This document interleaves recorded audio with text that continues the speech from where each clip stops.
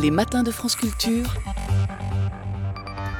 Guillaume Erner. Alors c'est vendredi et l'on va parler de poésie et même plus précisément d'Apollinaire avec vous, François Sureau, bonjour. Bonjour. Vous êtes écrivain, poète, membre de l'Académie française et oui, vous avez prononcé votre discours en séance privée hier. Vous publiez Ma vie avec Apollinaire aux éditions Gallimard. C'est votre ami Apollinaire? Oui, c'est vraiment mon ami. Vous savez que vous parliez d'Académie, vous savez qu'il voulait y aller en fait. C'est assez drôle parce qu'on l'imagine assez peu y aller à l'Académie française d'Apollinaire.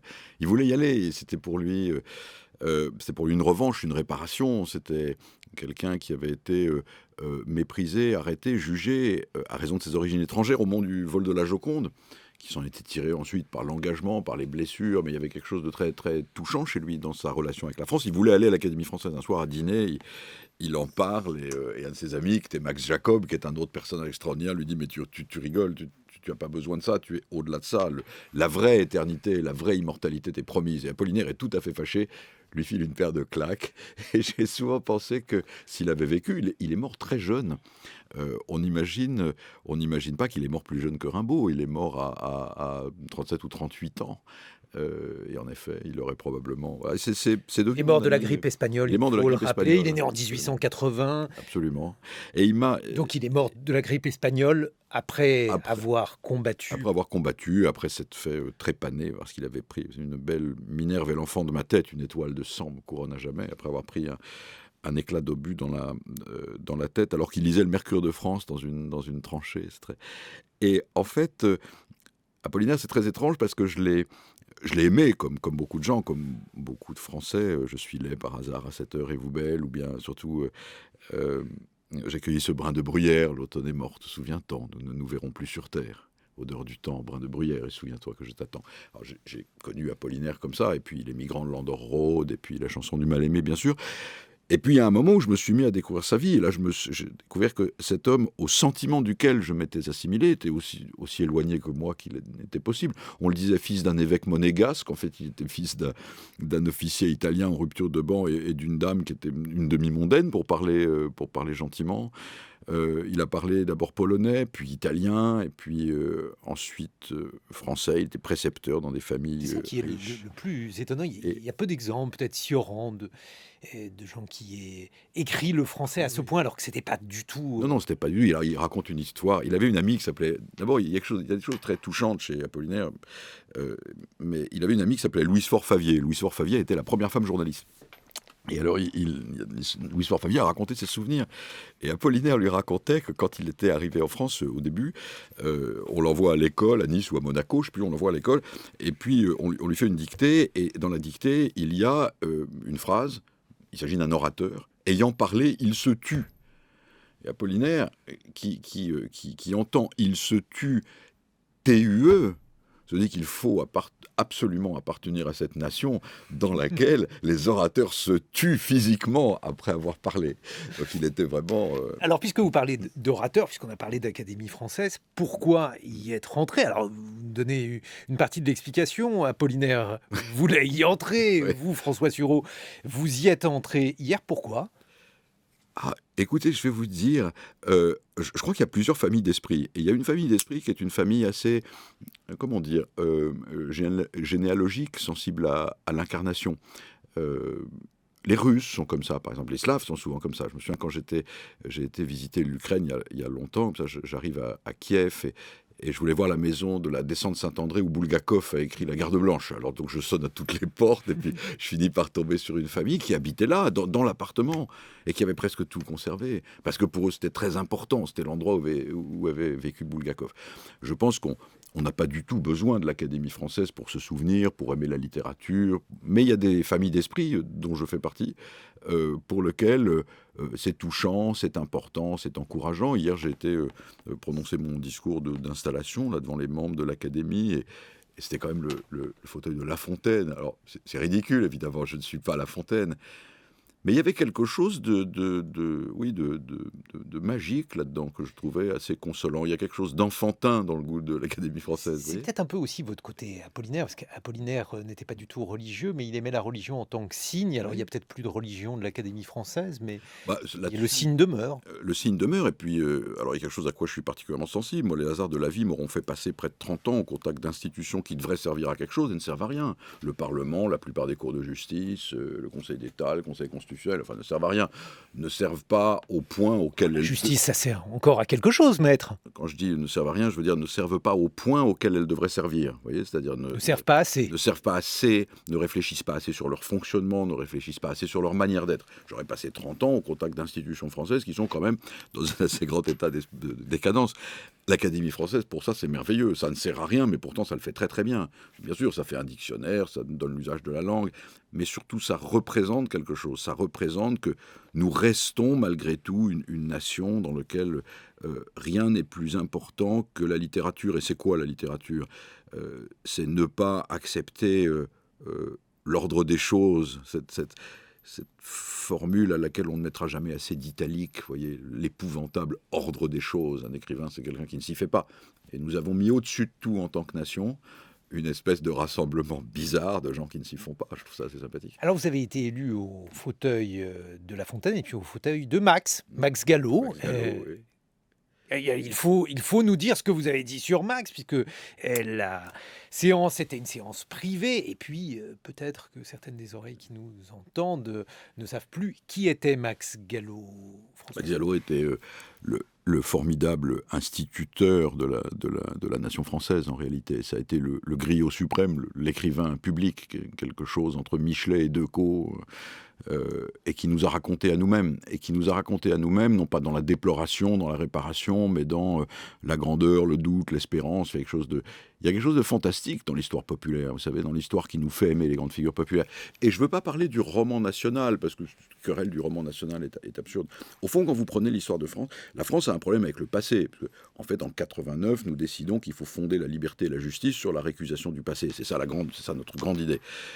D'autres pays ne fonctionnent pas de cette manière. Et en fait, donc l'histoire nous pose un problème énorme. Et ce qui est merveilleux chez Max Gallo, c'est qu'il a pris toute cette histoire et tout ce drame français qui consiste à la fois à récuser le passé tout en acceptant les grandes figures, à prendre ce drame français, à parler à la fois de Vercingétorix, de Clovis, de Voltaire, de Vallès, de Jaurès, de Bonaparte, de De Gaulle, à prendre ce drame français à chaque époque et à montrer que dans ce drame, dans le fait que notre histoire était marquée d'échecs, il y avait quelque chose de formidable qui se jouait. Vous savez que Lavis, le grand historien, avait été requis par l'impératrice Eugénie de lui enseigner l'histoire de France. L'impératrice Eugénie était espagnole, elle n'était pas très ferrée en histoire de France. Et quand Lavis arrive, elle lui dit « Monsieur Lavis, dites-moi, résumez-moi cette affaire en une phrase. » Alors Lavis réfléchit et lui dit « Madame, ça ne s'est jamais très bien passé. » Et en fait, Max Gallo a fait de ce « ça ne s'est jamais très bien passé » une occasion d'amour. Et c'est d'autant plus touchant chez lui que c'était le fils de pauvres immigrés italiens. Son père venait du Piémont, c'était un ouvrier communiste. Il y avait le côté niçois aussi, Sa mère peut-être qu'il le rapproche. Absolument, d'Apollinaire et de moi-même, qui ai passé beaucoup de temps de ma jeunesse à Cimier. Donc, il était véritablement au confluent de plusieurs mondes. Et il y a quelque chose de...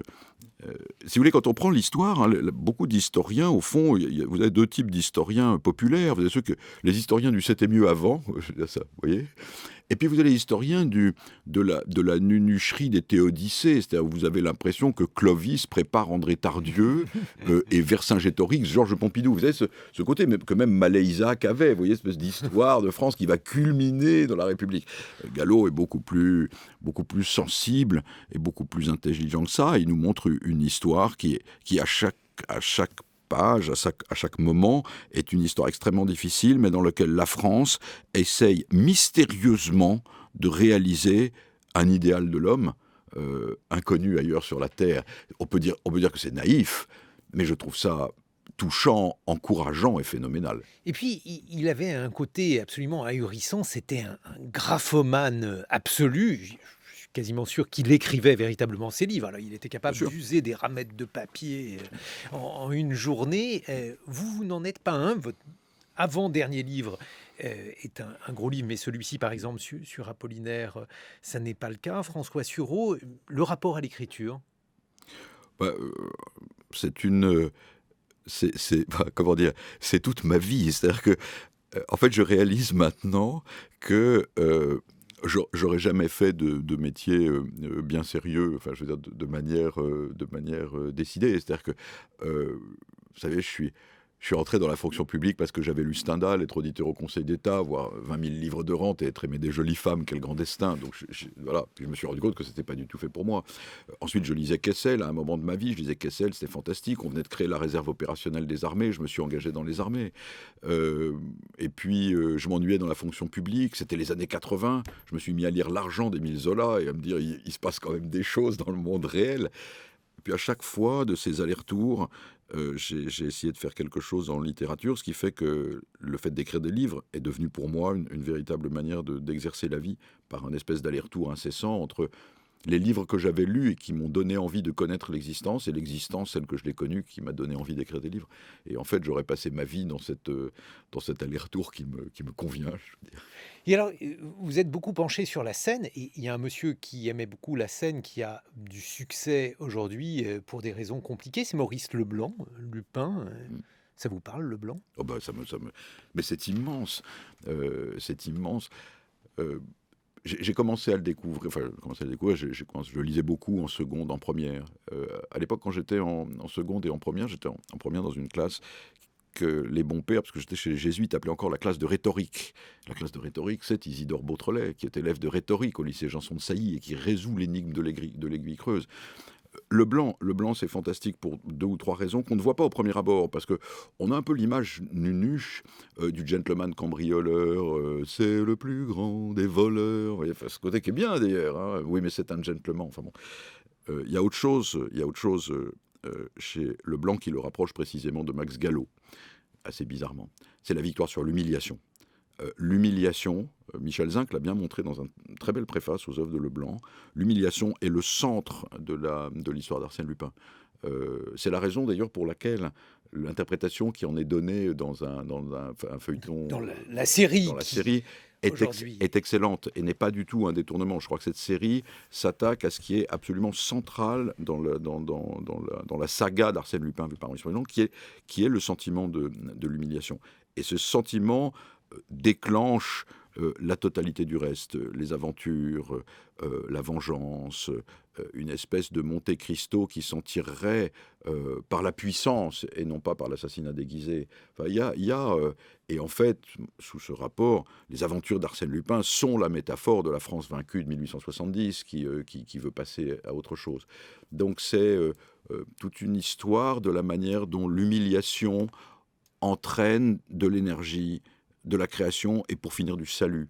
Je trouve ça merveilleux. En dehors du fait que j'adore ça. Enfin, je veux dire, j'adore ce côté mystérieux, la femme aux 2 sourires, les 2 hôtels différents de la Valnérie, l'un étant la réplique de l'autre, le tas sous lequel va l'anglais, le tas de sable sous lequel va l'anglais trouve les millions dans le triangle d'or. Va l'anglais est fait d'après nature, il est fait d'après Georges Clemenceau. La rencontre avec le Kaiser à la fin de 1813, et pour finir, l'engagement de la Légion étrangère. Allez, monsieur l'adjudant, dire à l'officier de semaine que Don Luis Perena, grand d'Espagne et français de cœur, désire s'engager dans la Légion étrangère. Allez, mon ami.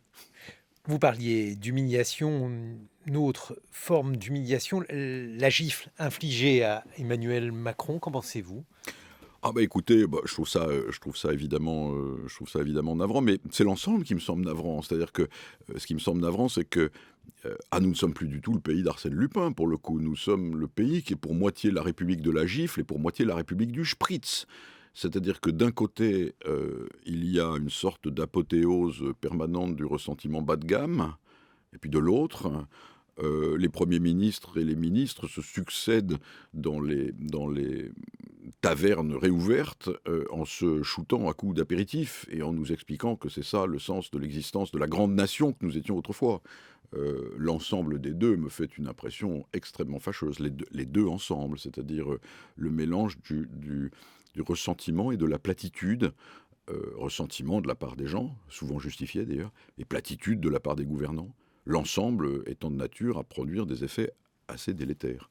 La condamnation de l'auteur, 4 mois de prison et 14 avec sursis. Vous êtes avocat, François Sureau. Précisément parce que je suis avocat, une fois que les décisions sont prononcées par des cours indépendantes, et j'ai aucune raison de penser que cela ne l'a pas été, j'ai vraiment pas l'habitude de les commenter. Est-ce qu'il faut relativiser l'acte ou bien au contraire considérer qu'il fait signe C'est à la fois très important et moins important qu'on ne le dit de manière hystérique. C'est à la fois très important parce que ça ne se fait pas, parce que la civilité démocratique suppose de ne pas s'en prendre aux titulaires des fonctions publiques et encore moins au chef de l'État lui-même, ça c'est absolument sûr. C'est aussi moins important qu'on ne le dit parce qu'il nous faudrait collectivement réfléchir à ce qui nous conduit là, en dehors de l'acte répréhensible d'un bonhomme qui va maintenant payer pour l'acte répréhensible. Et ce qui nous conduit là, c'est une disparition de la politique. On ne gifle pas le chef de l'État quand c'est le chef de l'État. Quand il y a un État... Bon, mais on a giflé, rudoyé, tué des chefs de l'État en France. Oui, bien sûr. Et c'est d'ailleurs assez logique dans un pays qui a constitué l'émeute au centre de sa construction politique. C'est une chose que Gallo disait très bien. Nos mythes politiques, nos mythes fondateurs sont des mythes violents. La terreur rouge ou blanche, 1830, nous sommes un pays violent. La Commune de Paris, la prise de la Bastille. Nous sommes un pays dans lequel l'acte de violence publique, l'acte de violence politique, est un acte de violence qui ne fait pas l'objet d'une réprobation radicale. Pas du tout. Alors, dans ces conditions, il est assez... c'est inadmissible bien sûr, mais logique qu'au fil du temps, il y a des actes par lesquels on s'en prend aux dépositaires de l'autorité publique. C'est assez logique. C'est encore plus aggravé maintenant que, si vous voulez, on a quand même l'impression que la politique se dissout parfois dans la représentation, dans la communication, dans la propagande, dans la facilité, et où donc la frontière entre la République sacrée, la politique sacrée, et la vie comme elle va, où on a envie souvent de donner des claques à son voisin, cette frontière s'atténue. Et donc, oui, c'est à la fois blâmable et révélateur d'un ensemble de choses, certaines anciennes et d'autres plus récentes.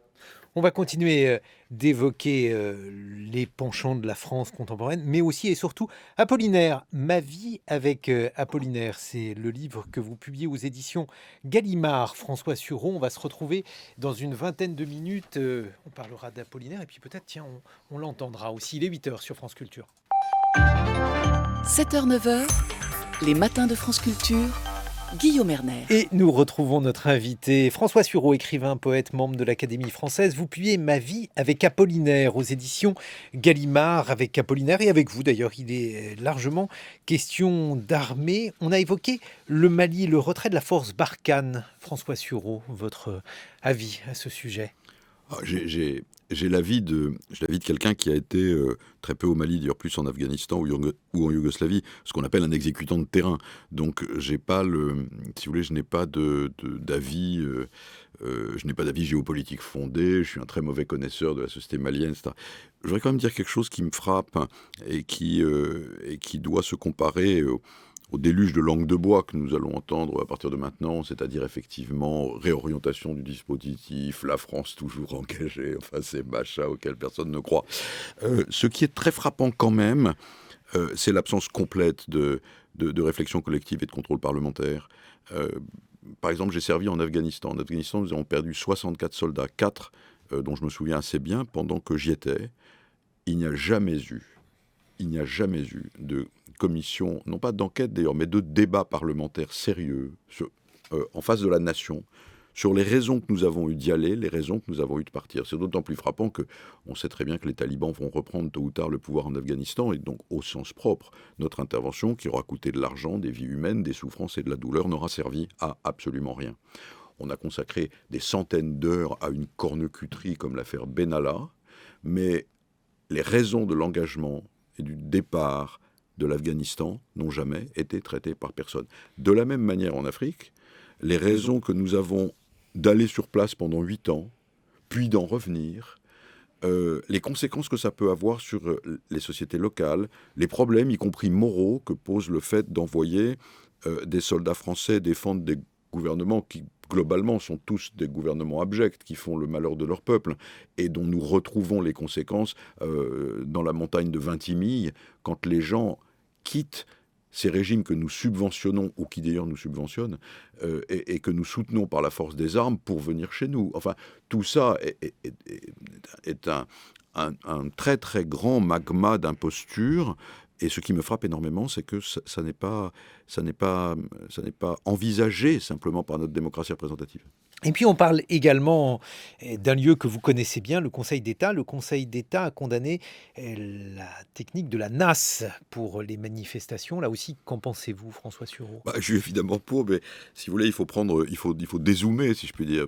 Nous vivons dans un système où en réalité, vous n'avez plus désormais que 2 garde-fous, tant l'esprit de nos institutions a disparu. Ces 2 derniers garde-fous sont le Conseil d'État et le Conseil constitutionnel. Et la Cour de cassation aussi. Bon, alors ça sert encore à quelque chose. Oui, mais je veux dire, moi je viens d'une génération où malgré tout, l'esprit du droit et des libertés publiques était partagé par beaucoup de gens, par la commission des lois des 2 assemblées, par le Sénat, par le ministre de l'Intérieur. Non, jamais par le ministre de l'Intérieur, c'est sa fonction, c'est son rôle, c'est son emploi. Mais il donne à cette absence de considération chaque ministre donne à cette absence de considération pour les libertés publiques la couleur de son tempérament propre. Alors certains tempéraments sont plus civilisés que d'autres, mais globalement c'est toujours la même chose. Mais la gauche libérale, vous voyez, la gauche non totalitaire, pendant très longtemps, quand j'étais jeune, a porté assez haut l'étendard des libertés publiques. Voilà.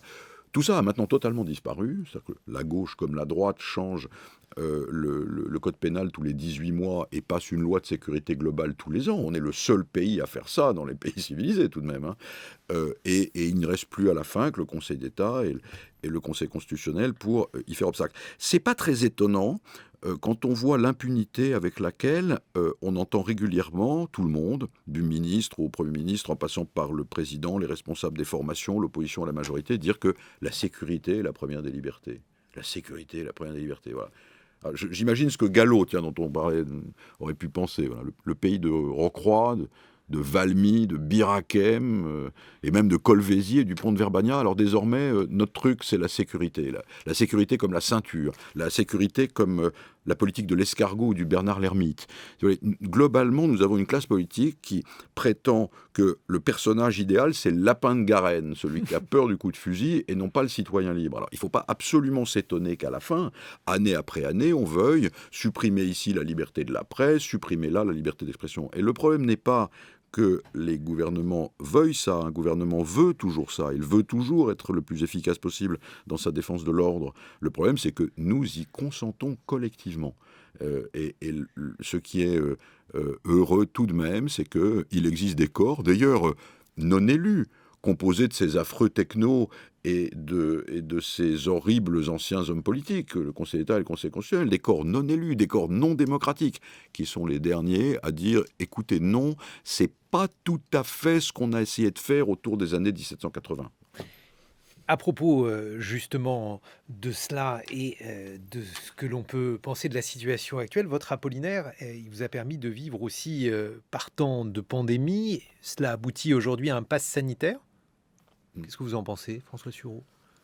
Si vous voulez, j'ai pas on peut prendre chacun de ces éléments les uns après les autres, ce qui est très... En termes de liberté. Non, mais en termes de liberté, je suis contre. Enfin, je veux dire, mais c'est pas le sujet, encore une fois, n'est pas celui-là. Ça fait 10 ans que nous assistons au recul des libertés, au motif qu'il faut faire reculer les libertés pour être plus efficace contre la pandémie ou contre le terrorisme. Ceci est une illusion collective. À la fin, les libertés reculent et l'action n'est pas plus efficace.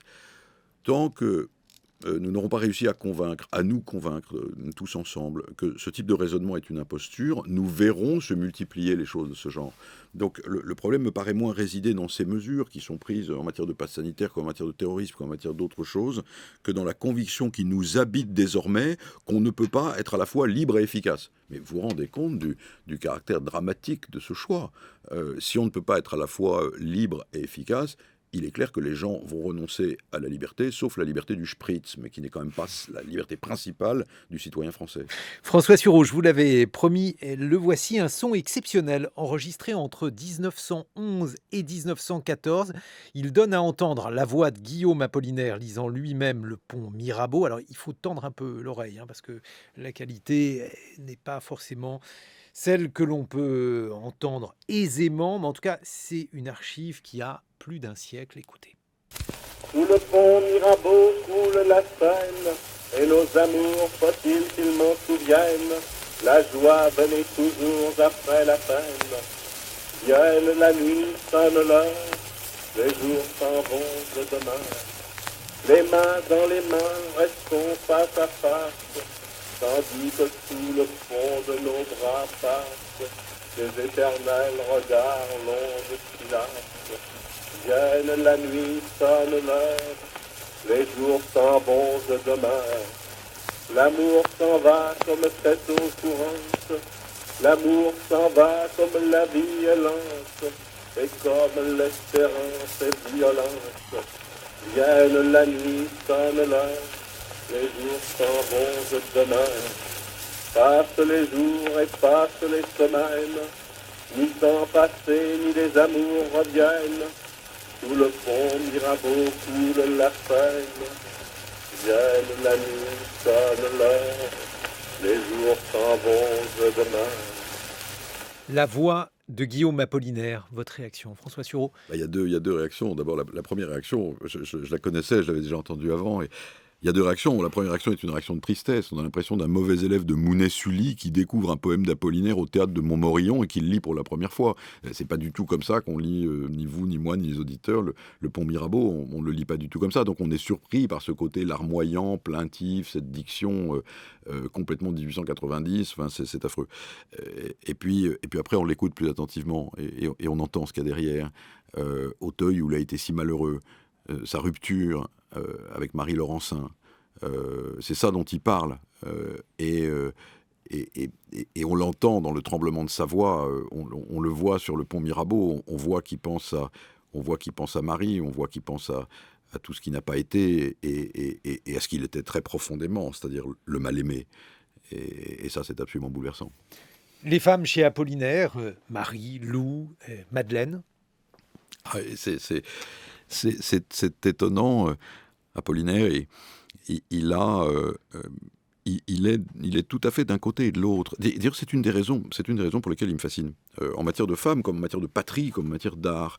D'un côté, il a un côté, macho latin, à tendance légèrement SM. Enfin, je veux dire, il est quand même assez particulier.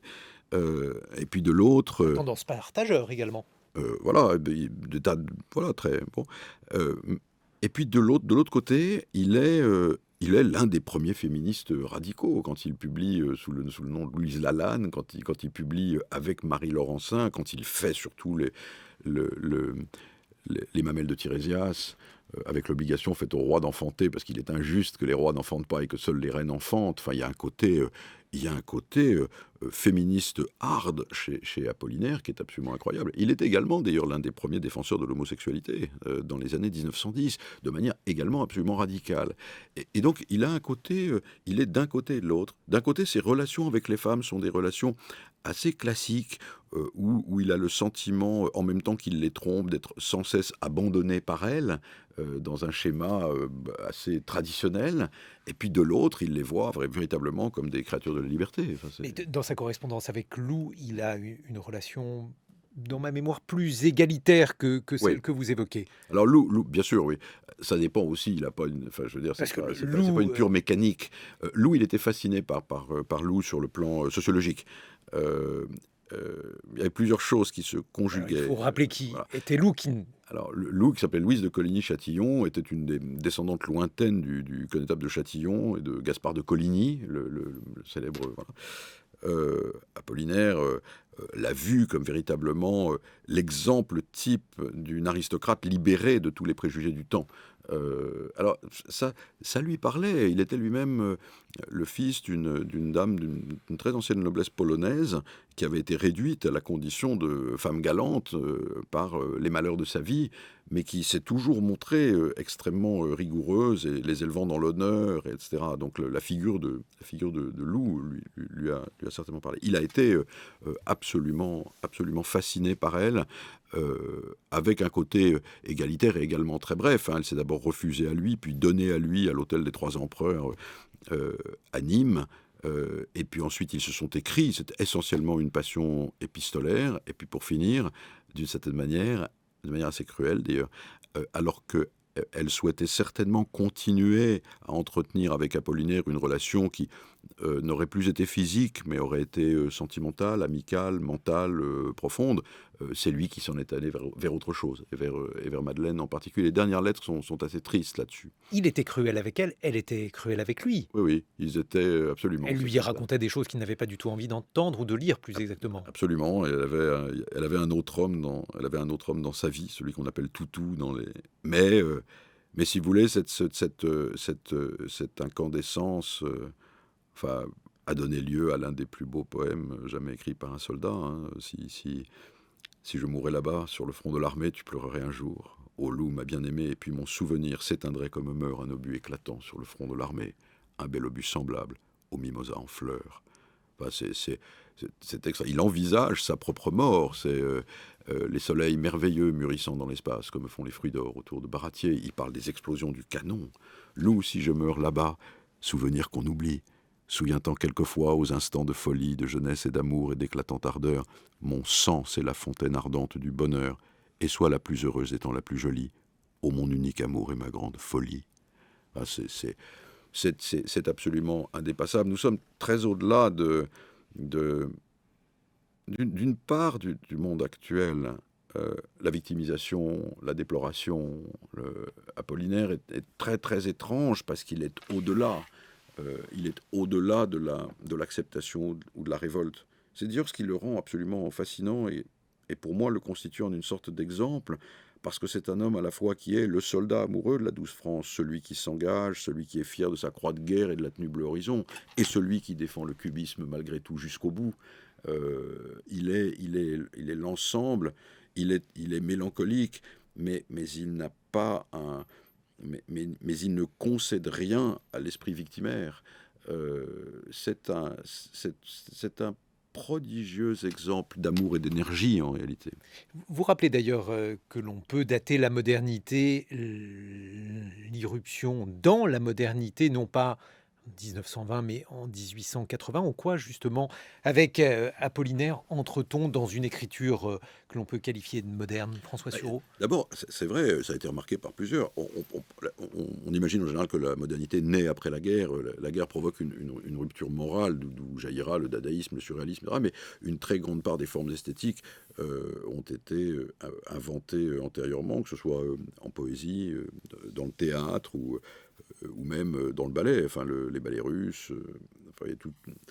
Apollinaire, ce qui est extraordinaire, moi, ce que j'aime beaucoup aussi, je dois dire, c'est que on vit dans un temps, vous voyez, où beaucoup d'artistes commentent leurs propres œuvres, voilà ce que j'ai voulu faire, un appareil théorique comme ça, vous avez l'impression qu'ils vont vraiment inventer des formes nouvelles.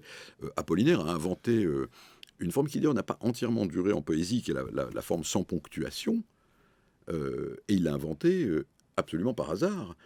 Quand il a donné zone à composer au typographe et qu'il a fait une séance avec ses amis du Mercure de France et en regardant tout d'un coup il s'est dit qu'est-ce que ça donne si on enlève les virgules, alors on donne au typo qui revient, il enlève les virgules, c'est pas mal sur les virgules et c'est passé comme ça j'adore ça, il y a un côté absolument naturel, gai et créatif où on ne se montre pas le bourrichon avec ses propres idées théoriques, c'est bien. Mais alors, justement, parce que vous dites à la fois c'est un monde englouti, et c'est vrai qu'à de nombreux égards, Apollinaire, c'est un monde englouti, c'est aussi la modernité, ce sont des formes étranges, c'est la poésie.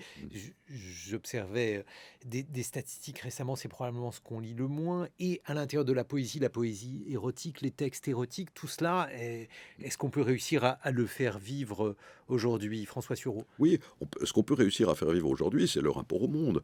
Moi, ce qui me fascine chez Apollinaire, parce que Si vous voulez, les textes érotiques, il y a de la poésie érotique avant Apollinaire, il y en aura après Apollinaire. Ce qui me paraît vraiment constitutif de son être, c'est cette espèce de rapport enthousiaste au monde, de rapport confiant au monde, qui n'était pas un monde facile. Enfin, c'est un monde dans lequel le monde de la Belle Époque n'est pas un monde facile. Le monde de l'irruption de la modernité n'est pas un monde facile. Le monde de la vie industrielle, c'est pas du tout un monde facile. Apollinaire le prend pour ce qu'il est et il en voit l'incroyable charge esthétique et émotionnelle. Blaise Cendrars fera la même chose. Et ça, je trouve que c'est quelque chose que nous devrions conserver, que nous devrions développer. Moi, j'attends qu'un poète nous fasse, je ne sais pas moi, une espèce de chant délirant qui serait le chant de Bayrou. Non mais Sandra aurait pu. Lancez-vous. Sandra aurait pu faire le chant de Bayrou, vous voyez, une espèce de vraiment, dans un bruit de de pistons mécaniques et démocrates chrétiens où le commissariat au plan se tamponnerait avec Sainte-Thérèse de Lisieux dans une sorte de délire lyrique. Ça serait absolument fantastique. J'exagère un peu évidemment, mais la leçon d'Apollinaire est celle-là. Elle consiste à considérer avec amitié toutes les formes, même apparemment les plus prosaïques du monde, pour en tirer quelque chose. Bon, mais alors, puisque vous parlez du chant de Bayrou, et on impute à Apollinaire parfois l'invention du terme surréalisme, oui. Vous souscrivez ? Oui, enfin, c'est une querelle qui n'intéresse guère que les critiques littéraires, mais c'est vrai que c'est lui qui à l'issue d'une discussion, d'ailleurs, si je me souviens bien, il me semble que Matisse était présent, et à l'issue d'une discussion a inventé ce terme. Mais ça n'a pas de sens, enfin, ça n'a pas vraiment de sens. Celui qui l'a inventé, celui qui en est l'auteur, même s'il n'a pas trouvé le mot le premier, c'est évidemment André Breton. Et vous racontez, car dans Ma vie avec Apollinaire, il y a vous aussi, François Sureau. Et alors, vous racontez là aussi votre enfance, votre jeunesse dans un monde qui est en partie englouti. Vous parlez par exemple de Lytton Strachey, dont il faut rappeler le souvenir, qui est un mémorialiste, qui a notamment publié un livre sur les Victoriens éminents, qui était quelqu'un à la fois d'assez précis et de très ironique. Très ironique, oui. Son style d'écriture. Ah oui, moi, c'est les années édouardiennes, c'est les années 1913. Je ne sais pas si vous vous souvenez du Messager de Lauzet, avec fantastique, avec cette scène du début où une sorte de calèche passe, allant vers une espèce de château en briques comme ça, et on entend la voix off qui dit "Past is a foreign country, they do things differently there." Enfin, tout est là. Et Lytton Strachey était un personnage incroyable. Il avait fait donc ce livre qui a beaucoup marqué à l'époque, parce qu'on sortait de l'époque victorienne, quand même très corsetée et tout. Et il fait un livre qui s'appelle Victoriens éminents, Eminent Victorians, où il parle à la fois de Florence Nightingale, de Gordon, le fou de Khartoum. Et il en donne une vision sarcastique et extrêmement drôle. C'est quelqu'un de très libre d'esprit. Strachey, il disait, d'aussi loin que je puis le retrouver, ma famille a toujours été menacée par l'inceste. Heureusement, ma sœur était protégée par son sexe et mon frère par son apparence. Mais finalement, chez vous, il y a aussi cette forme de liberté avec des contraintes, c'est-à-dire entre l'armée, l'Académie française, bref, des institutions qui sont quand même des institutions choisies parmi les plus écrasantes en France, et une forme de pensée libre dont on se demande comment elle peut s'exonérer de ces chapelains. Ah bah, au contraire. C'est une vérité d'évidence que plus la signalétique y est, plus le symbole y est, plus les costumes sont lourds, plus les médailles brinque-balles, plus votre liberté intérieure peut se donner libre cours. C'est une expérience que beaucoup de gens ont faite d'Apollinaire à Laurence d'Arabie tout de même. Tous les esprits libres ne se recrutent pas à l'armée, il y en a, mais... Non, bien sûr, je veux dire, il existe une famille d'esprits pour lequel les carcans vestimentaires ou réglementaires sont de puissants soutiens pour la liberté. Il y en a d'autres qui n'ont pas du tout besoin de ça, ou que ça tuerait, ou qui se développent naturellement en dehors de ça, mais ça n'est pas incompatible par soi-même. Voilà. Et alors, justement, le fait de voir l'avenir de ces institutions, parce que vous débutiez notre dialogue, François Sureau, en expliquant que beaucoup d'institutions vous avaient déçu. Est-ce que c'est une pente qui est aujourd'hui une pente impossible à contrer ? Je pense que c'est notre sujet actuel. Je suis très très frappé du fait que nous sommes absolument saisis collectivement par la fièvre des commémorations. Cette fièvre des commémorations atteint chez nous un côté absolument ridicule, au point d'ailleurs de faire de moi un apôtre du débaptisage de places et du renversement des statues. Enfin, j'en ai absolument par-dessus la tête, comme Vous aussi, tout le vous monde. voulez les déboulonner? Pardon? Vous aussi, vous voulez les déboulonner, les Mais pas statues? pour les mêmes raisons. C'est-à-dire que je suis absolument hostile à l'envahissement de notre espace esthétique et de notre espace de vie par l'idéologie et la propagande et la politique. Je veux dire, oui, en effet, si on nous juge suffisamment niais pour devoir être instruit en faisant des statues de Jules Ferry, je vois absolument pas de raison pour lesquelles, une fois que notre opinion a changé sur Jules Ferry, on n'envoie pas Jules Ferry au plot. Je veux simplement qu'on cesse de nous dire quoi faire, qu'en penser, quoi se taire. En fait, comment se taire le chant, la République nous appelle, quoi. La République nous appelle. Maintenant, la République ne nous appelle plus, elle nous sermonne. C'est la République nous sermonne, mais tout le temps, tout le temps. Donc l'idée qu'on supprime, voilà. Bref, ce qui me frappe à l'heure actuelle, c'est que nous commémorons, de manière positive ou négative, pour ériger des statues ou pour en abattre, nous commémorons de manière objectivement délirante. Et nous avons oublié, en revanche, ce qu'il y a à commémorer dans notre histoire, c'est que les institutions sont là pour nous aider à civiliser ce que Goethe appelait la sombre nécessité des passions. Et que ceci suppose une attention extrêmement aiguë à la séparation des pouvoirs, au rôle du Parlement, à la défense des libertés publiques, qui sont véritablement le cœur agissant de notre machine démocratique. Alors d'un côté, nous pratiquons des commémorations morales extrêmement vagues, et de l'autre, nous avons complètement oublié ce qui nous constitue en tant que démocratie représentative. Et ça, je trouve ça extrêmement fâcheux. Bien alors, pourquoi cet oubli? Parce que finalement, c'est principalement l'oubli, selon vous, François Sureau, du premier terme de la trilogie républicaine. C'est principalement un oubli de la liberté. Non, c'est l'oubli des trois. Les trois termes fonctionnent ensemble. C'est ce qui est d'ailleurs, c'est ce qui est absolument merveilleux. En fait, la liberté ne fonctionne pas sans l'égalité. Et la République n'a jamais vu qu'elle puisse fonctionner sans l'égalité. C'est une blague de dire que la liberté et l'égalité sont incompatibles. Pourquoi? Parce que le vrai sens de la liberté, c'est la liberté d'autrui. Cette liberté d'autrui suppose l'égale dignité des personnes. Défendre la liberté, c'est pas défendre sa liberté propre. Sans ça, tous les royalistes vont demander qu'on expurge les bouquins républicains, tous les républicains vont demander qu'on supprime les idées royalistes. La liberté, c'est le souci de la liberté d'autrui parce qu'elle est fondatrice au travers d'un débat contradictoire, d'une espèce d'histoire où un progrès peut avoir lieu. Ceci suppose nécessairement l'égalité. Juste en conclusion, Apollinaire aimait beaucoup son époque. Il était... Oui. C'était pas la même que la nôtre aussi. Non. C'est peut-être ce qui explique cet amour immodéré qu'il avait de sa modernité à lui, François Sureau. Oui, et pourtant, c'est là où c'est une leçon phénoménale. Enfin, je me trouve quelquefois bien plaintif par rapport à Apollinaire. Apollinaire avait aimé le monde moderne. Il avait aimé le futurisme, enfin, si je puis dire, les aventures industrielles, l'aviation. Il adorait l'aviation. Il allait voir voler les avions. On voit ça dans Zone. Enfin, bon. Et puis tout ça s'est terminé en 14-18 quand même, où la machine industrielle a été mise au service du massacre de masse. Eh bien, ça ne l'a pas rendu moins cubiste, ça ne l'a pas rendu moins amoureux des formes nouvelles. Et ça, je trouve que c'est une leçon exceptionnelle. Ma vie avec Apollinaire, votre livre, François Sureau, publié aux éditions Gallimard. Ça va devenir d'ailleurs une collection. Il va y avoir d'autres vies avec, je crois, dans quelques mois.